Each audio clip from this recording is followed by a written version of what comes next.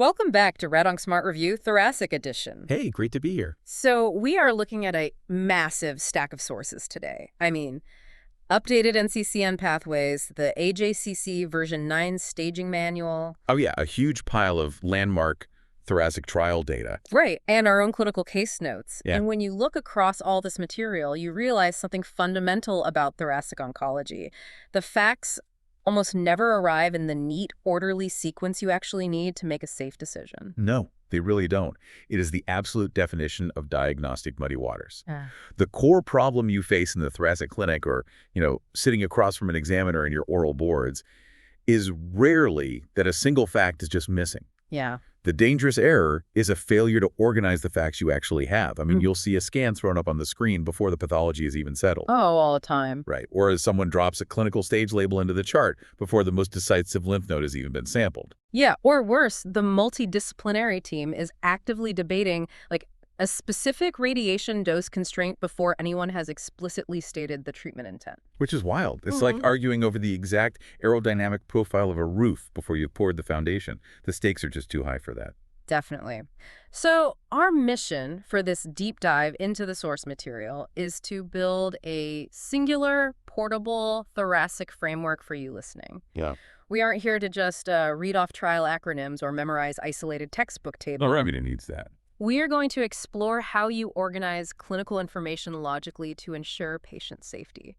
Because you can know every single dose fractionation schedule published in the last decade, but if you start with dose before diagnosis... Or technique before intent. Exactly. Every subsequent decision you make rests on an assumption that might be biologically or, anatomically false. Totally. The specific disease you treat will change, but the discipline of how you approach the problem, that has to remain static.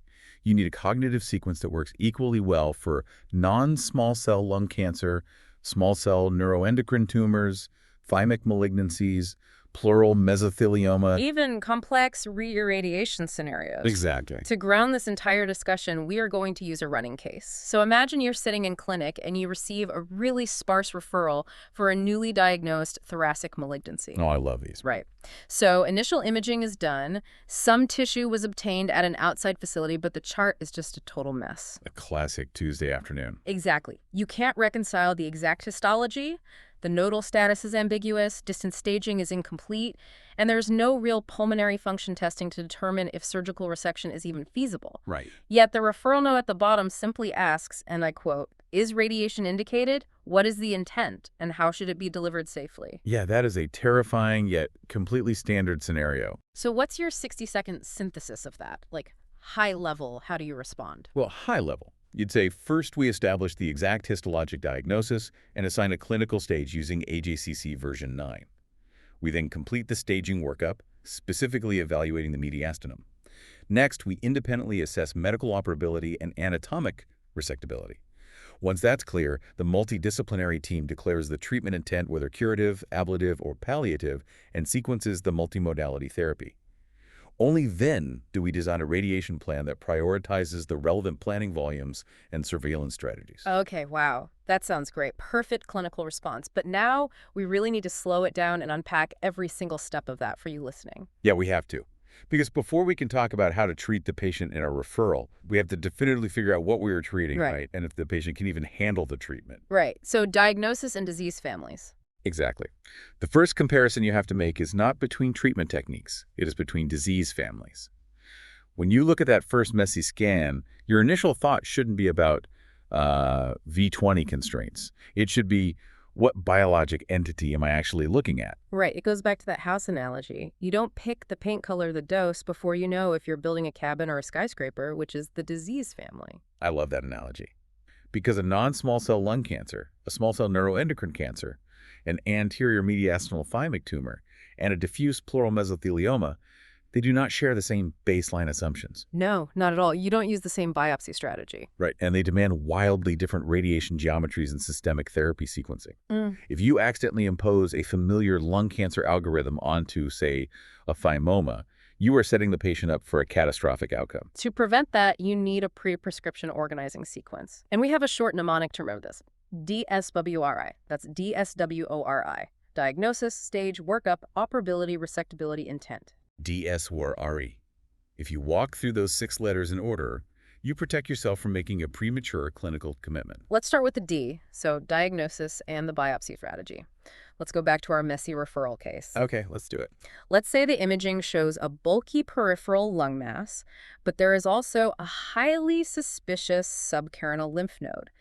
Now, clinically, I want tissue as fast as possible. I might be really tempted to just have interventional radiology biopsy that massive peripheral primary. I mean, it's accessible, it's huge, and we get our diagnosis by tomorrow. Why shouldn't I just do that? I get the temptation, but you must always ask what your diagnostic test will actually change. Okay. The golden rule here is to acquire tissue that answers the highest value clinical question with the least unnecessary risk. Right. If you biopsy that peripheral mass and it comes back as adenocarcinoma, great, you've established a diagnosis. All right. But you are still entirely in the dark regarding that subcarinal node. Mhm. Is it reactive or is it malignant? I see. If you instead coordinate an endobronchial ultrasound, an EBUS, to sample that subcarinal node, a positive result establishes the diagnosis and confirms end-to disease in one single procedure. I agree with the logic, but let me push back on the clinical reality here.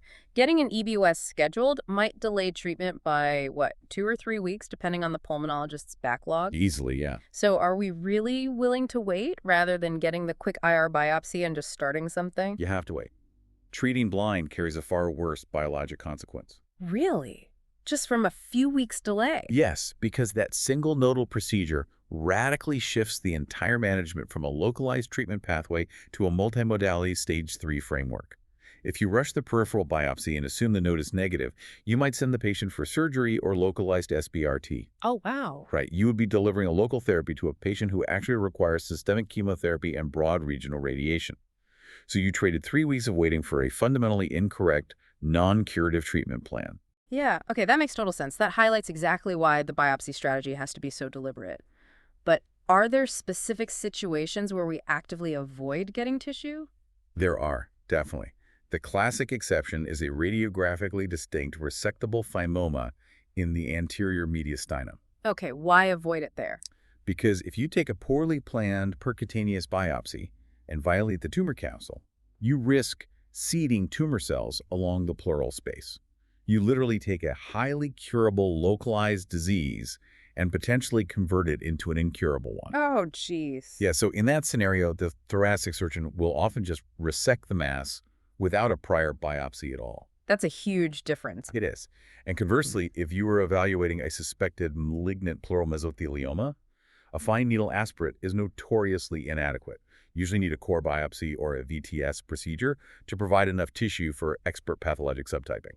Right, because the difference between epithelioid mesothelioma and just reactive pleuritis dictates literally everything that follows. Yeah. Okay, let's move to the S in DSORI, staging. I know the cardinal rule here is that we must strictly use the current manual, which is AJCC version 9 for non-small cell lung cancer. But practically speaking, how much does the version update actually change what we do with the radiation beam? It changes the entire architecture of your plan.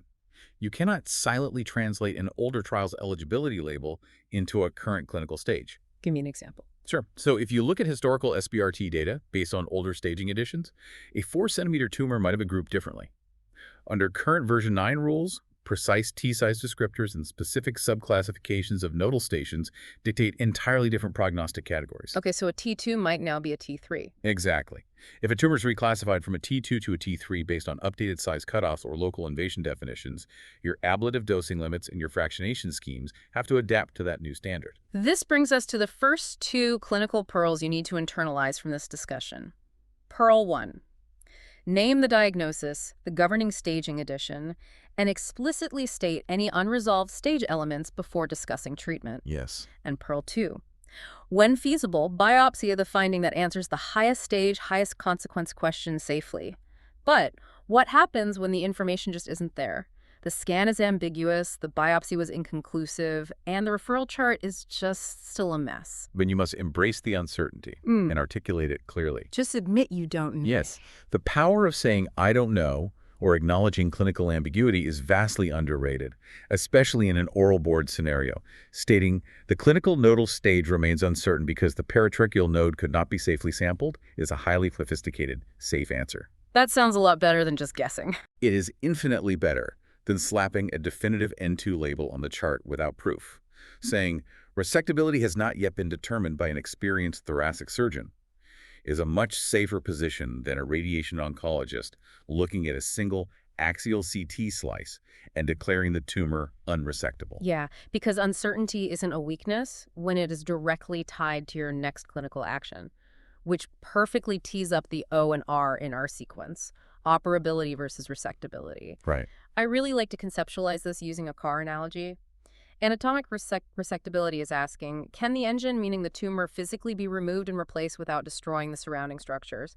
While medical operability is asking, will the chassis, the patient's overall physiology, survive the stress of swapping that engine? I use that exact analogy. Yeah. That distinction is critical because they demand totally separate judgments. You can have a perfectly resectable engine, right? Like a peripheral 2-centimeter nodule sitting far away from the hilum. Very resectable. But if the chassis has an FEV1 of 30%, severe pulmonary hypertension, and a recent myocardial infarction? Oh yeah, they are not surviving surgery. Exactly. That patient is medically inoperable. They will not survive a lobectomy. And the inverse is equally true. You could have a medically fit 45-year-old with stellar pulmonary function tests, a perfect chassis, but their tumor has, frankly, invaded the aorta and the vertebral body. The engine cannot be safely unbolted. They are anatomically unresectable, which is clinical pearl 3. Medical operability and anatomic resectability are separate, distinct decisions. Never let one word stand in for both. That's a great pearl. When you are presenting a case or dictating a note, they require separate, distinct sentences. You must evaluate the DLCO and VO2 max for operability, and you must review the vascular and mediastinal anatomy for resectability. Okay, so now we hit the final letter in DSWORI, intent. Before we open the planning software, before we talk about gray or fractions, we must declare our objective. Intent is the single sentence that controls the entire physical execution of the radiation plan. So what are the categories? Well, are you treating with curative intent, meaning you're designing a field to eradicate all known and microscopic disease within a multimodality strategy? Okay. Or is the intent ablative or consolidative, where you are using high-dose local therapy selectively in an oligometastatic setting to control a limited state of disease? Or, third option, is it palliative, where symptom relief, preventing a neurologic catastrophe, or stopping a hemorrhage is the primary objective? An intent completely alters our tolerance for the unknown, doesn't it? It dictates every margin you draw. The curative plan demands tight coordination, maximum diagnostic confidence, and strict adherence to dose constraints because you are accepting significant acute toxicity for the chance of a permanent cure. Right. But a palliative plan might appropriately prioritize speed and simplicity. If a patient is bleeding into their airway, delaying treatment for 3 days to get a perfect staging PET scan is a massive error. Yeah, that makes sense. You accept the diagnostic uncertainty to address the immediate physiologic threat. Declare treatment intent before technique, and declare your multimodality sequence before you ever simulate the patient. That is clinical pearl 4. Let's actually apply this DSWRI sequence to specific disease pathways using our messy referral case. Right. Let's assume the workup clears and the patient has localized node-negative non-small cell lung cancer. So branch 1. The fundamental debate here is surgery versus definitive local radiation, typically SBRT. What drives that initial decision? The critical thing to recognize is that the first branch point is not the patient's chronological age, and it isn't isolated to a single pulmonary function metric. It goes directly back to operability, resectability, the exact anatomic operation required like a lobectomy versus a sublobar resection, and the patient's informed consent. So if they are medically operable and the tumor is anatomically resectable, is surgery automatically the standard? Surgery remains the central reference pathway for fit patients because it accomplishes two things. It removes the gross disease, and it provides pathologic mediastinal nodal assessment. You actually get microscopic proof of the nodal basin. Right. But if the patient is medically inoperable due to cardiopulmonary comorbidity, or if a fit patient explicitly declines surgery after a really thorough consultation, SBRT becomes the principal definitive radiation framework. I want to challenge the necessity of the biopsy here just for a second. Okay, go for it. SBRT is incredibly precise. We know the radiobiology achieves massive biological effective doses, or BEDs, well over 100. So if I have a highly suspicious spiculated mass on a PTCT in a heavy smoker, can I just skip the biopsy and treat it with SBR2? You can, but it must be managed as a rare exception. never a convenience. What are the conditions for skipping it? Skipping tissue confirmation requires formal, documented multidisciplinary consensus. The interventional team must agree that the procedural risk of biopsy is prohibitively high. The clinical probability of malignancy must be overwhelming based on growth kinetics and imaging characteristics. Makes sense. And most importantly, you must have an explicit, documented conversation with the patient, acknowledging the uncertainty that you might be delivering 50 grays to a benign fungal granuloma. Oh, wow, right. You have to accept the risk of causing radiation-induced fibrosis or chest wall toxicity for a completely non-malignant condition. And the physical location of that nodule drastically alters the SBRT approach, right? Profoundly. A peripheral lesion that moves minimally with respiration is a completely different dosimetric challenge than an ultracentral lesion abutting the proximal bronchial tree or the esophagus. The anatomy dictates the physics. Exactly. If the tumor is ultracentral, delivering a standard 3-fraction ablative regimen can cause fatal airway necrosis or fistulas. You have to stretch the fractionation to 5, 8, or even 15 fractions to respect the serial organ constraints, which completely changes the radiobiological calculation. Okay, let's pivot the referral case. Branch 2. We completed the EBUS we talked about earlier, and we just revealed a malignant mediastinal lymph node. Okay, the moment that N2 node is proven malignant, your entire cognitive framework shifts. You immediately exit the localized single modality pathway and enter a node-positive multimodality framework. Everything changes. You restate the stage using AJCC version 9, reassess resectability in light of the mediastinal burden, and you must decide prospectively if surgery is going to be part of the curative strategy. Wait, you can't just throw them on concurrent chemoradiation and say, we'll rescan in a month and see if the surgeon wants to take it out. No. That approach is incredibly dangerous. Wait, why? The radiation dose, the target volumes, the timing of the systemic agents, and the operative risk all differ radically between a neoadjuvant course intended for surgical resection versus a definitive course of 60 gray. Ah, I see. If you deliver definitive doses and then attempt a complex resection, the complication rates like catastrophic bronchial stump breakdowns skyrocket. Oh, that sounds awful. It is. Now, if the disease is limited, non-bulky, and single station in a fit patient, a surgical approach might be justifiable. But if you have bulky, multi-station, or contralateral mediastinal involvement, the consensus framework shifts heavily toward definitive chemoradiation. What if the patient goes straight to surgery and the pathology comes back with positive nodes? Surgeons often default to requesting postoperative radiation therapy to clean up the mediastinum. Should that be an automatic reflex? Absolutely not. The decision to employ port is one of the most nuanced discussions in thoracic oncology.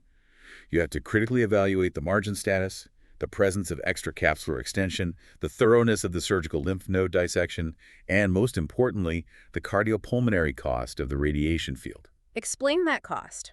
Why would we hesitate to treat positive microscopic disease? Because of the dominant trade-off observed in modern data, like the LungArt trial. Right, LungArt. You might successfully eradicate the microscopic disease in the nodal basin, improving local control. But if the radiation field delivers significant mean dose to the heart or pushes the lung V20 too high, the patient may die from a radiation-induced myocardial infarction or fatal pneumonitis 3 years later. Wow, so the cure is worse than the disease. Exactly. The cardiac death completely offsets the oncologic benefit. Now, if there is gross residual disease or positive surgical margins, the indication for radiation is much stronger.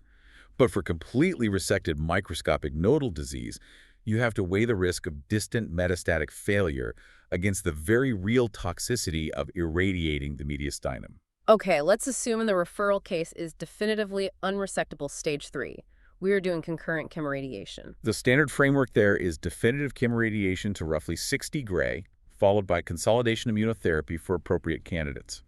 The vital concept here for your simulation and planning is restraint. Restraint? What do you mean? The objective is not to grab your contouring brush and paint every single visible hazy abnormality on the scan. The goal isn't just to cover every visible spot. The objective is to treat known gross disease and devolve nodal stations with a technically credible target, while strictly controlling organ risk. So aggressively sparing the normal lung, heart, and esophagus. Yes. You do not prophylactically irradiate uninvolved nodal basins just to be safe. Safe in stage 3 means protecting the cardiopulmonary reserve so the patient can actually tolerate their consolidation systemic therapy. Right. Okay, branch 3. Let's change the histology completely. Our referral case pathology comes back as small cell lung cancer, SCLC. Small cell operates on an entirely different biologic clock. It rewards speed, but it violently punishes shortcuts. How fast are we talking? The doubling time of this tumor is incredibly rapid. You must proceed efficiently with staging, including a dedicated brain MRI, Mm-hmm. but you cannot delay the initiation of systemic therapy. How does that rapid doubling time affect the physical radiation plan? It creates the risk of accelerated repopulation. Okay. If you have a prolonged delay between the planning scan and the first treatment fraction, or if the patient misses several days of treatment in the middle of their course, the tumor is actively outgrowing your physical margins. Wow, so they're literally outgrowing the field. Exactly. A treatment interruption in small cell directly compromises local control and survival. You have to pay obsessive attention to treatment timing and field definition, ensuring your concurrent chemoradiation starts as early as feasible in the systemic cycle. What about prophylactic cranial irradiation? PCI. I feel like PCI used to be almost universal for small cell responders, but that paradigm is kind of shifting. It is shifting. It is a highly complex decision now, balancing the proven benefit of reducing brain metastases against the very real, often irreversible risk of neurocognitive decline from whole brain irradiation. Right. The cognitive hit can be severe. Very severe. You cannot approach PCI reflexively anymore. You must assess the patient's age, baseline neurologic function, performance status, and their access to high-quality, reliable MRI surveillance. So surveillance is an alternative. Yes, but offering MRI surveillance instead of PCI is an active, demanding strategy. It requires the patient to be highly compliant with frequent imaging and capable of handling the severe anxiety of waiting for those scan results. Yes, anxiety is real. What if the biopsy showed a thymic malignancy or pleural mesothelioma? For both of those, you must actively turn off your lung cancer specialist mindset. Okay. Thymic malignancies require anterior mediastinal surgical expertise, prioritizing that intact capsule resection we discussed earlier. If you are delivering post-operative radiation, your predominant dosimetric challenge is managing long-term cardiac exposure. Because they live a long time. Exactly. These patients often have excellent long-term survival, which means they have decades to develop radiation-induced coronary artery disease or valvular dysfunction because the target volume sits directly over the heart. And mesothelioma, the targets there are just massive. Mesothelioma planning is technically grueling. The challenge isn't creating an elegant dose distribution on the screen. The challenge is the raw, terrifying pulmonary risk of irradiating the entire pleural envelope. Especially when a substantial volume of functional lung remains inside that targeted chest cavity. Precisely. You are managing incredibly strict constraints on the contralateral lung, looking closely at low-dose wash like the V5, because exceeding those limits can result in fatal radiation pneumonitis. It requires an expert multidisciplinary team to manage the acute and late toxicities safely. Okay, let's look at the final disease pathway. Branch 4, metastatic disease and emergencies. If our referral patient already has distant bony or visceral metastases, how does our mindset change? Systemic therapy takes the lead. Radiation transitions to a supporting role, integrated for highly specific reasons. Durable control of an oligometastatic site, prevention of a neurologic catastrophe, or targeted symptom control. Got it. And if you were taking notes, write this down. The patient has metastases is not by itself a radiation indication. Right, you don't just radiate a spot on a scan simply because you can see it. Exactly. Bone pain is an indication. Hemoptysis is an indication. Airway obstruction causing post-obstructive pneumonia is an indication. And palliative radiation planning is not a lesser, sloppier form of radiation oncology. It requires immense clinical judgment. Palliative intent requires balancing the speed of relief against the burden of the treatment itself. Precisely. A technically complex, protracted 15-fraction IMRT course might be completely inappropriate for a patient with a life expectancy of 6 weeks who needs rapid pain relief. Right, you want them out of the hospital, not stuck on a table. Exactly. Conversely, a single 8 Gray fraction might be inadequate if you are treating a solitary spine metastasis in a patient expected to live for several years, where durable local control is necessary to prevent future cord compression. What about true emergencies? In true oncologic emergencies like superior vena cava syndrome or malignant spinal cord compression, your actions must be parallel. Stabilize the airway or neurologic status with steroids. Obtain immediate definitive imaging, consult surgery, and coordinate radiation on a timeline that matches the threat. So don't hold up surgery if that's the better option. Never. Never let a radiation planning delay hold up an urgent surgical decompression if surgery is the superior, faster option for the patient. Okay, let's shift gears. We've selected our pathway and our intent. But if you were defending this plan in a tumor board or sitting in your oral board exam, how do you communicate the evidence without just regurgitating a chaotic list of trial acronyms? You structure your oral defense into 4 distinct categories. Okay, what are they? First, identify an evidence-supported standard framework. Second, offer a reasonable alternative for a defined clinical circumstance. Third, acknowledge a genuine controversy, where more than one path is defensible based on mixed data. And fourth, recognize an unresolved or rapidly evolving question that requires reliance on current guidelines. I want to see that in action. Give me an example of making that clinical judgment audible to an examiner. Sure. If an examiner asks you about delivering port to a patient with microscopic N2 disease, and you just say Lungart trial, they don't know if you actually understand the biological tension of the case. Right, you just name dropped. Exactly.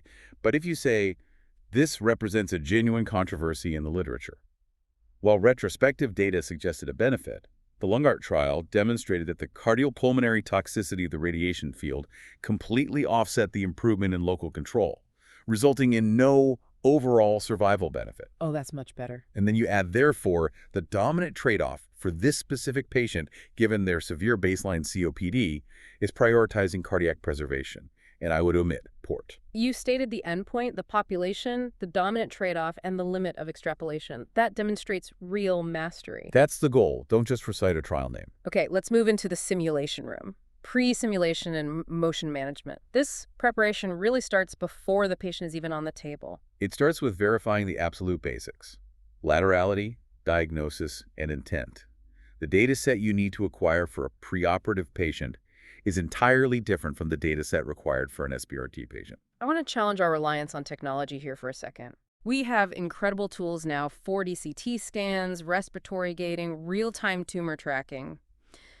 Shouldn't we always default to the most advanced motion management technology available? No. And falling into that trap will hurt your patients. Really? Why? Technology absolutely cannot rescue a false physiologic motion model, nor can it compensate for a technique the patient physically cannot reproduce. Yep. You must match your strategy to both the observed tumor motion and the patient's actual pulmonary capability. Right, so if you instruct an anxious patient with severe COPD to execute a rigid 30-second breath hold and they are coughing and struggling, the tracking model you build on the computer is entirely fictional. Exactly. The physics won't save you if the biology isn't cooperating. If you acquire a 4D CT, but the patient's breathing is highly erratic, the maximum intensity projection, the MIP, will create a corrupted, artificially large or small internal target volume, or ITV. So what's the alternative? A free-breathing ITV approach, abdominal compression, breath hold, or gating, might all be reasonable depending on the case. The failure mode is choosing a highly sophisticated technique the patient fails at, or blindly trusting a corrupted dataset. Which brings us to clinical Pearl 5. Match the strategy to the observed motion and patient ability. Tumor centrality, respiratory motion, interstitial lung disease, prior radiation, and the planned surgical operation dictate the local treatment recommendation, not just the dosimetry. Exactly. Let's dig into target delineation. We know the standard definitions. Gross tumor volume, or GTV, is what you see. Clinical target volume, CTV, accounts for microscopic spread. Internal target volume, ITV, accounts for breathing motion. And planning target volume, PTV, accounts for setup error. But the danger really lies in how we apply them clinically. Yes. Do not use target coverage as a mindless protective slogan. Before you approve a plan, ask yourself, did I actually contour the correct disease extent? Right, because things change. If the tumor shrank massively after 3 cycles of induction chemotherapy, which volume am I targeting now, the pre-chemo volume or the post-chemo volume? Did I accidentally omit an involved nodal station because the diagnostic PET scan didn't fuse perfectly with the simulation CT? Yeah, fusions can be tricky. Image registration is a complex clinical act, not an automatic administrative step. You can have a mathematically flawless computer-generated image fusion, but it is totally wrong clinically if the patient's atelectasis resolved between the 2 scans and the anatomy shifted by 3 centimeters. And once the targets are drawn, we evaluate the organs at risk, the OARs. We divide these into serial organs like the spinal cord, central airway, and esophagus, and parallel organs like the lung and the heart. Right. Here's a trap I see all the time. If I look at my dose volume histogram, my DVH, and every single organ constraint has a beautiful green check mark next to it, I've got a great safe plan, right? We are good to treat. Absolutely not. A past dosimetric constraint is not synonymous with a good clinical plan. And that is clinical Pearl 6. A past constraint is not a good plan. Explain the physics of why that is. How can a green check mark literally kill a patient? Take an ultracentral lung SBRT plan. Yeah. You might have a beautifully conformal dose distribution, and the overall volume of the central airway receiving dose is well under the textbook limit. It gets a green check mark. Okay. But if there is a tiny, localized 105% hotspot sitting directly on the thin mucosal wall of the mainstem bronchus, that specific piece of tissue could necrose. Oh, wow. The patient could develop a fatal bronchovascular fistula and bleed to death, despite the DVH looking perfect on paper.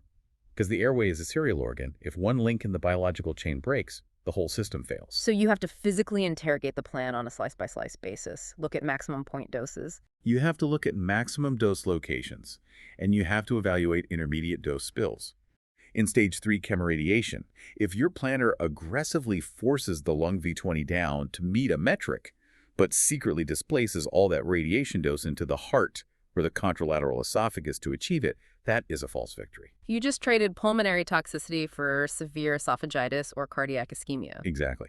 You cannot let the computer optimizer's mathematical cost function make an unspoken clinical decision for you. That perfectly transitions us to the daily reality of treating dynamic anatomy. Image-guided radiation therapy, or IGRT, and plan adaptation. The patient is on the table for fraction 1. The absolute rule of IGRT is that you must verify the anatomy that actually matters for that specific fraction. I have an analogy I use with residents for this. Relying solely on a bony spine match when treating a lung tumor is like trying to parallel park your car by aligning the back tires perfectly with the curb while completely ignoring the fact that your front bumper is sticking out into moving traffic. That's brilliant. The lung tumor moves independently of the thoracic spine.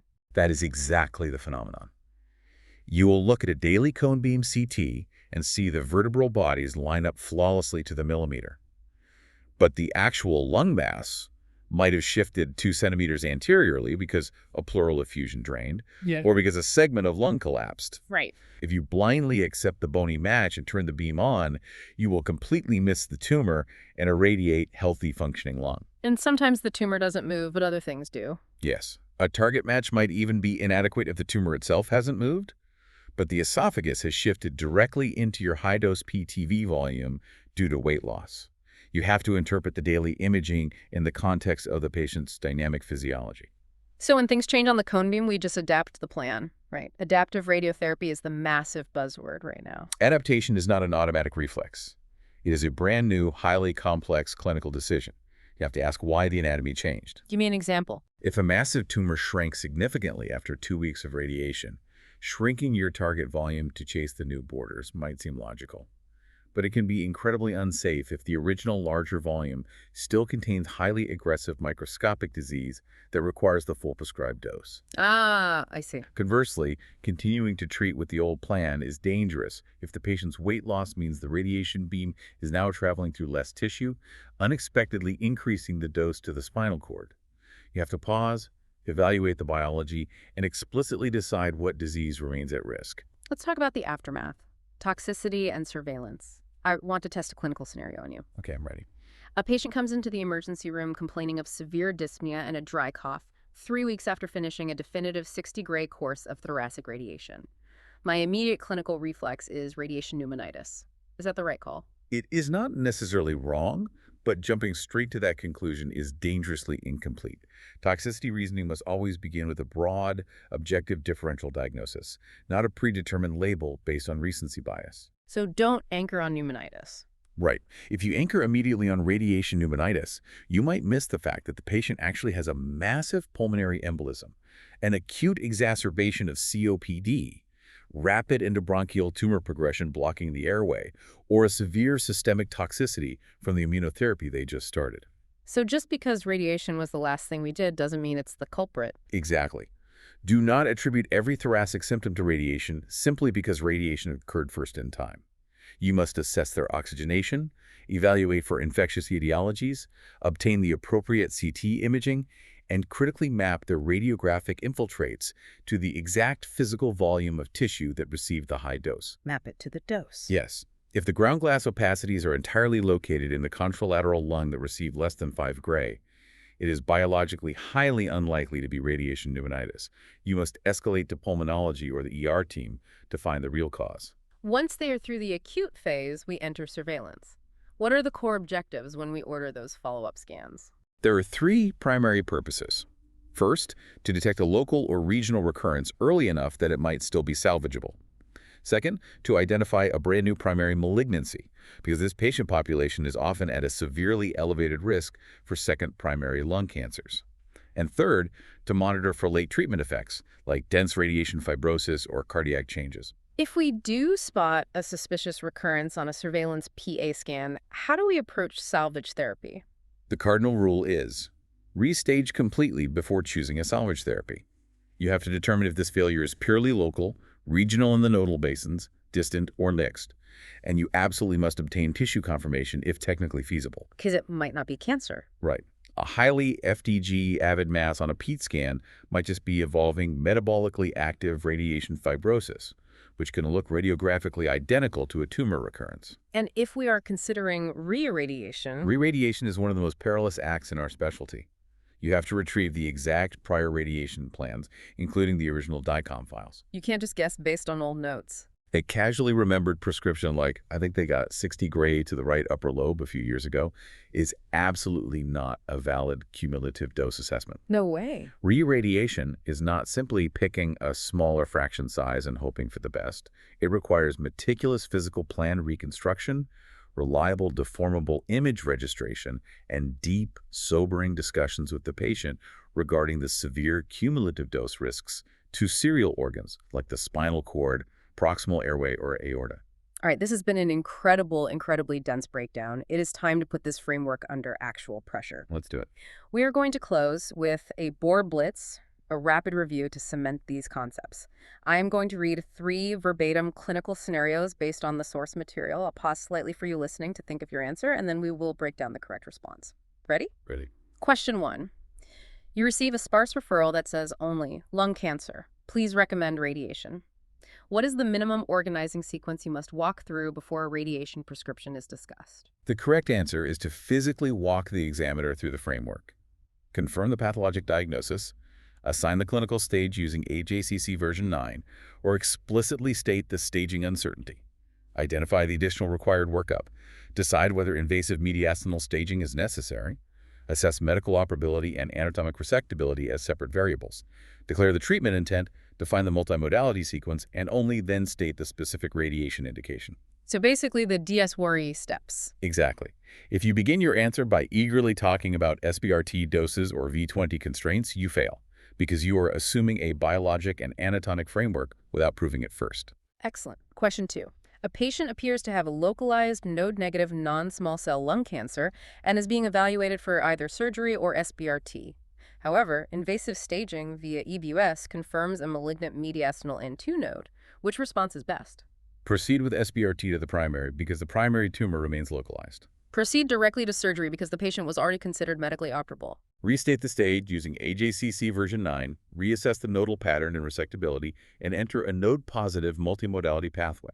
Observe the node because the PET scan result was already known before the biopsy. The best answer is choice C. The proven malignant mediastinal node fundamentally shatters the early-stage treatment framework.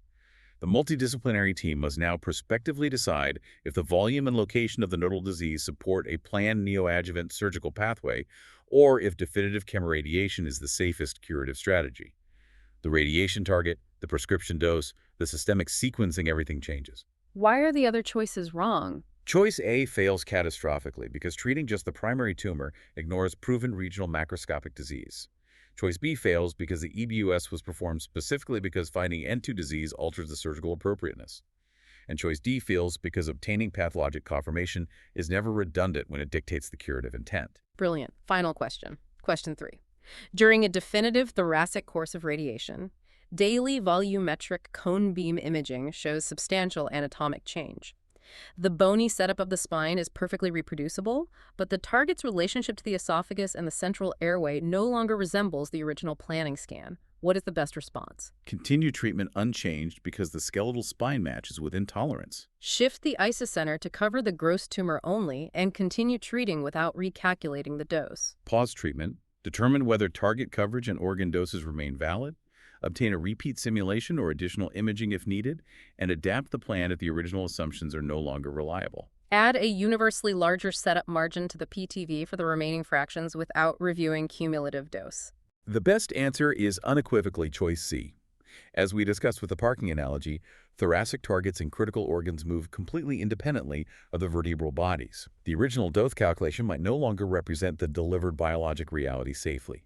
You must pause, review the anatomic shift with your physics and dosimetry teams, reassess the true disease extent, and replan if the dosimetric assumptions have failed. And the others? Choice A confuses skeletal reproducibility with internal safety. Choice B treats IGRT as a simplistic targeting video game and ignores the radiation dose now potentially blasting the esophagus. Choice D just blindly adds geometric uncertainty and will almost certainly worsen normal organ toxicity. Do not just continue because the spine matches. That is a phenomenal synthesis of the physics, the biology, and the clinical reality. We've covered the diagnostic discipline, the staging intricacies, the multimodality intent, the physics of simulation, the daily execution of IGRT, and the complexities of toxicity and salvage. So what does this all mean for you listening right now? Here is a final provocative thought to leave you with. True mastery in thoracic oncology isn't about memorizing the exact dose constraint for every single hypothetical situation. No, it's not. It's about how you manage the space between the facts. It's about keeping uncertainty visible, acknowledging what you don't know, and maintaining the absolute rigorous discipline to organize the clinical picture before you ever authorize a radiation beam. That is the fundamental difference between simply recalling thoracic oncology and truly managing it safely. Get show notes and complete practice oral boards at radoncsmartlearn.com and subscribe for our next episode. Thanks for tuning in.